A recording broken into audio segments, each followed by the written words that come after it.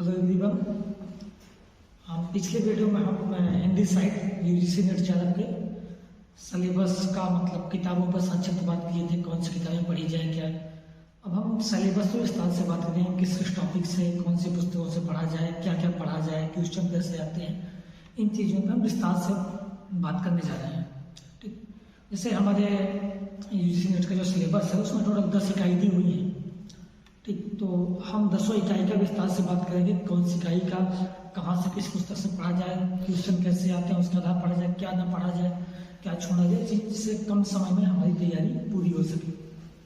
ठीक है, तो सबसे पहले हम भाषा बात करते हैं। पहला जो यूनिट हमारी इकाई है वो हिंदी भाषा का विकास आता है पहला यूनिट में। तो उसमें जो प्रश्न आते हैं वो भाषा संबंधित, इसमें प्राचीन आदि भाषाएं और बोलियाँ, फिर इसके अलावा कौन भाषा विशेषता क्या है हमारी, पाली, प्राकृत, मागधी, अवधी, ऐसी मतलब जो भी है। और उसके बाद इसमें एक चीज़ और आता है कि स्वर और कौन से शब्द जो हैं वो किस भाषा के हैं। ठीक है, ये सब इसमें सिलेबस है। राष्ट्रभाषा कौन सी, हमारी जो हिंदी है वो राष्ट्रभाषा, राजभाषा, ये दोनों क्षेत्र में है। संवैधानिक प्रावधान, ये चीज़ें इसका सिलेबस है यूनिट 1 का। इसमें जो क्वेश्चन बोलते जाते हैं, एक क्वेश्चन तो आता है किस बोली, मतलब बोली किस क्षेत्र की है, ये किस हिंदी से, पश्चिमी हिंदी, पूर्वी हिंदी, किस हिंदी से बोली जाती है, एक ये क्वेश्चन आता है। एक क्वेश्चन जो आता है वो अक्सर संवैधानिक प्रावधान से आता है, किसमें सुप्रीम कोर्ट की भाषा किसमें है, न्यायालयों की भाषा किसमें है, मतलब और अल्पसंख्यक वर्गों का प्रावधान भाषाई किसमें है, या देवनागरी लिपि का प्रावधान किसमें, ये क्वेश्चन आते हैं। और लगभग एक क्वेश्चन ये आता है किस भाषा का शब्द है, एक आध क्वेश्चन कोई आ जाता है। तो जो इसका है वो हम बोलते हैं, अगर दृष्टि वाली हिंदी साहित्य से आप पढ़ रहे हैं, जैसे मैंने पहले वीडियो में कहा था कि आप उससे पढ़ते हैं तो कम बड़ी चीज़ आपकी कवर हो जाएगी। तो अगर आप उससे पढ़ते हैं तो उससे काम हो जाएगा, एक्स्ट्रा आपको भाषा या व्याकरण पढ़ने की जरूरत बाकी कहीं से नहीं होने वाली। हाँ, आप पिछले पेपर प्रश्न पत्र या जीपी यूथ कंपटीशन का आता है उसमें प्रैक्टिस जरूर कर लीजिए। इसके बाद जो हमारी इकाई सेकंड है वो सबसे बड़ी इकाई वही है, हिंदी साहित्य का इतिहास और हिंदी साहित्य की गतिविधियाँ, सबसे बड़ी इकाई हमारी यही है। ठीक है, इसी में बहुत कुछ पढ़ना पड़ता है, इससे बहुत ज़्यादा वर्डन हो जाता है क्या क्या पढ़ें। तो देखिए, इसमें इतिहास और पूरा गतिविधियों का हमारा इसमें विवरण आता है।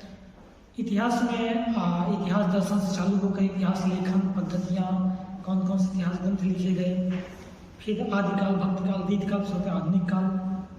ठीक है, इसी तरह उपन्यास, कहानी, नाटकों का विकास, निबंध का विकास, आलोचना का विकास, अन्य गतिविधियाँ, प्रवासी साहित्य, ये चीज़ें इसमें समाहित है। इनमें फैक्चुअल क्वेश्चन ज़्यादा आते हैं, इससे कथन वाले क्वेश्चन भी बहुत आते हैं, इससे कौन किस विद्वान के कथन हैं। तो ये जो चीज़ है ये पोर्शन पार्ट है हमारा, इससे हम अगर दृष्टि वाली बुक पढ़ रहे हैं हिंदी साहित्य वाली, तो उससे ये चीज़ें कवर हो जाएंगी। उसमें बढ़िया विस्तार से दिया हुआ है और आचार्य शुक्ल के इतिहास का संक्षिप्त भी दे दिया उसमें। अगर आप पढ़ना चाहें तो आचार्य शुक्ल का इतिहास, विश्वनाथ त्रिपाठी का इसराइली इतिहास, ठीक है, और विश्वनाथ त्रिपाठी जी की हिंदी आलोचना अगर आलोचना में पढ़ना चाहें, पास वक्त है, अगर आप वक्त मैनेज कर पा रहे हैं तो पढ़ लीजिए। नहीं तो दृष्टि वाली जो बुक दी हुई है हिंदी साहित्य की, उससे चीज़ें कवर हो जाए इस पार्ट इकाई 2 की। ज़्यादा भटकने की जरूरत नहीं है, आप प्रैक्टिस जरूर करते रहिए, वो चीज़ जरूरी है। फिर आते हैं इकाई 3। इकाई 3 हमारी काव्यशास्त्र की है। काव्यशास्त्र काफ़ी लोगों को परेशान करता है, चूँकि संस्कृत और पाश्चात्य दोनों इसमें है। इससे लगभग 10-12 क्वेश्चन आ ही जाते हैं। तो भारतीय काव्यशास्त्र दृष्टि में तो ठीक ठाक दिया है हिंदी साहित्य वाले में। हालांकि आपको अगर थोड़ा सा विस्तार में पढ़ना पड़ेगा, चूँकि कॉन्सेप्ट पूछा जाता है, इसमें फैक्ट ज़्यादा दिया है।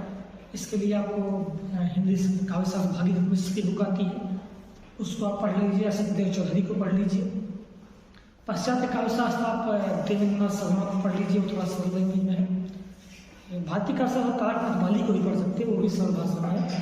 थोड़ा विस्तार से पढ़ लेंगे तो कॉन्सेप्ट क्लियर हो जाएगा। क्योंकि दृष्टि वाली जो बुक है हिंदी साहित्य की, उसमें फैक्ट ज़्यादा दिया है और कॉन्सेप्ट वाला चीज़ें कम दी हुई है। तो आपसे कॉन्सेप्ट से क्वेश्चन आते हैं, कथन निष्कर्ष टाइप से क्वेश्चन दिया जाते हैं इसमें, इसलिए इस यूनिट पर विशेष ध्यान देने की जरूरत है। इसमें बच्चे ज़्यादा फंसते हैं। पाश्चात्य काव्यशास्त्र तो फैक्ट लिख के गए हैं बच्चे, वहाँ आ जाता है और उससे पिछले 2022 वाले में ही कथन टाइप से कॉन्सेप्ट के क्वेश्चन ज़्यादा दे देते, तो दिक्कत करता है। हाँ, इसमें रचनाओं का क्वेश्चन भी खुद पूछता है पाश्चात्य काव्यशास्त्र में, उस पर भी बराबर ध्यान दीजिए, रचनाएं रट की जाइए सबकी।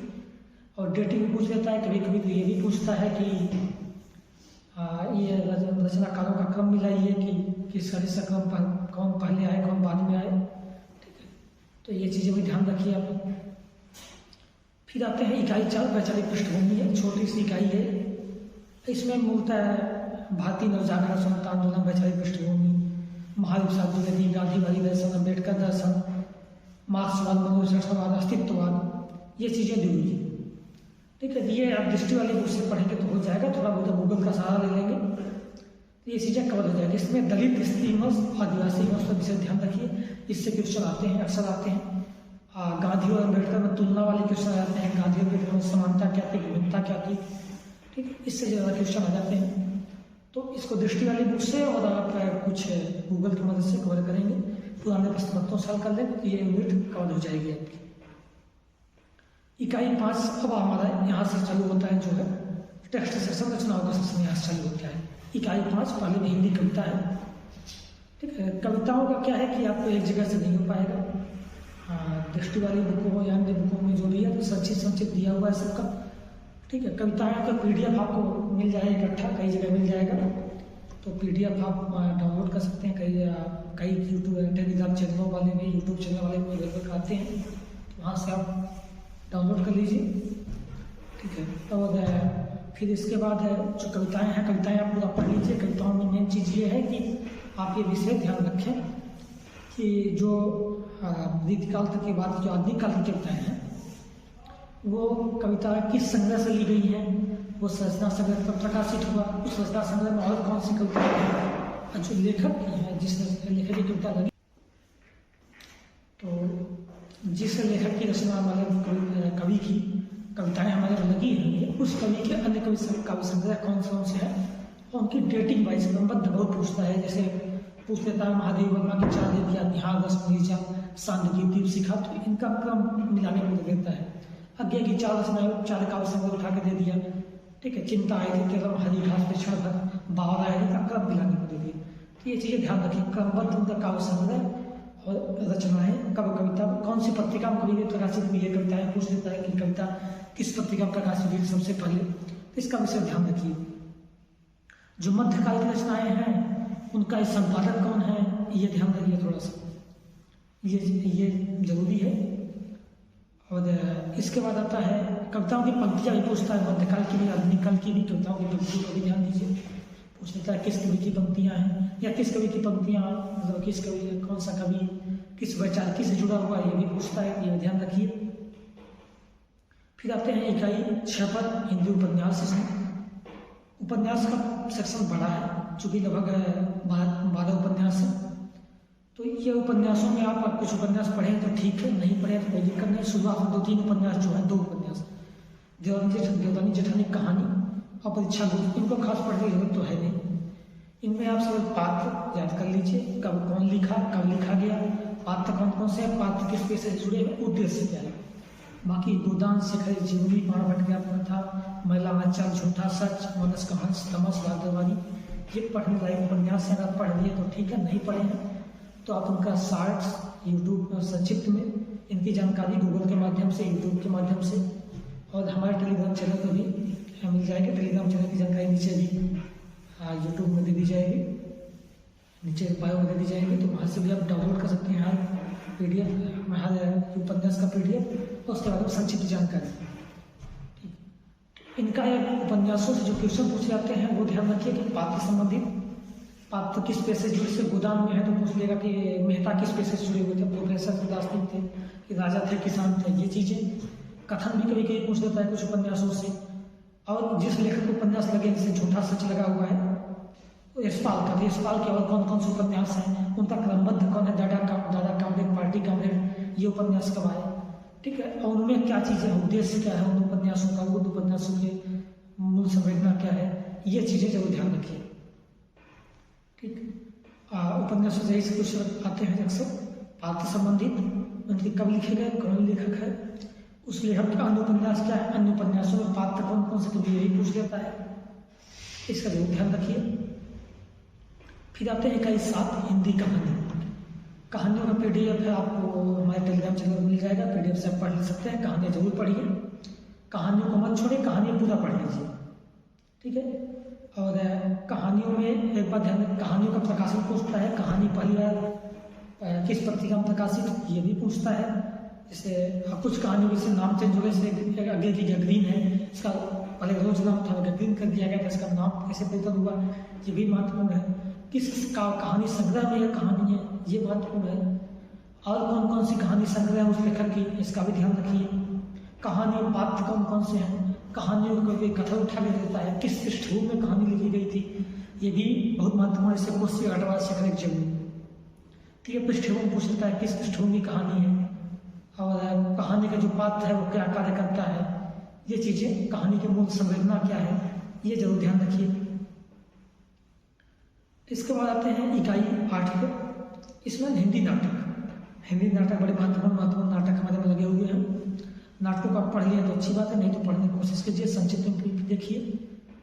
और नाटकों में जो है, तो नाटक में एक चीज ये है कि जैसे अंधेर नगरी है, बहादुर दशा है, इसमें कितने अंक हैं, अंधेर नगरी से 6 अंक हैं, तो अंकों का नाम क्या है, कौन कौन से अंक क्रमबद्ध कौन रूप से क्या है, अंकों का नाम जल्दी याद रखिए, ठीक है।